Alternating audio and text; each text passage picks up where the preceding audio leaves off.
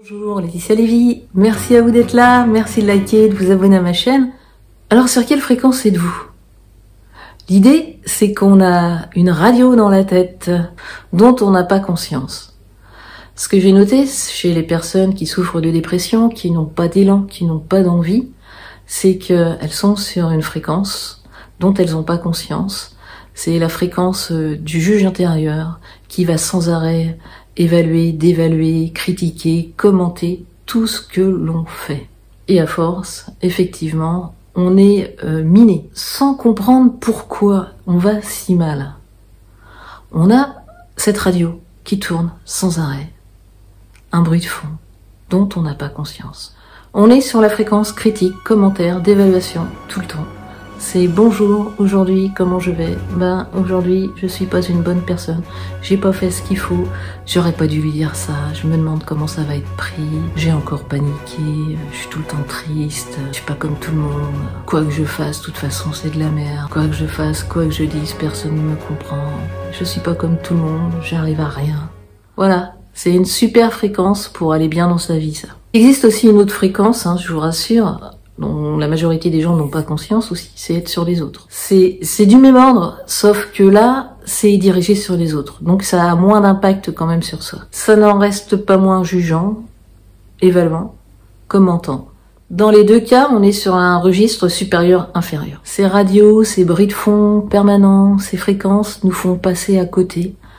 À côté de quoi? À côté de ce qui est. Bien souvent, on est dans ce qu'il aurait fallu que ce soit, dans ce qu'il faudrait que ce soit. Par exemple, je suis toute seule chez moi et j'ai ce bruit de fond, cette radio, cette fréquence qui me dévalue sans arrêt. Ça m'empêche d'être ce jour avec moi. Ce jour avec zéro problème. Tout est mental, tout est dans ma tête. Je ne goûte et je ne savoure rien. Je suis comme habitée parce que ça se raconte. Et il en va de même quand ma radio elle est tournée sur l'extérieur, sur les autres. On n'est jamais là. On est tout le temps dans des évaluations. C'est très enfermant et pour soi et pour les autres. Donc c'est pareil, ça m'empêche de goûter ce qui est. Ça m'empêche juste d'être libre dans l'instant. Pareil, je suis chez moi toute seule.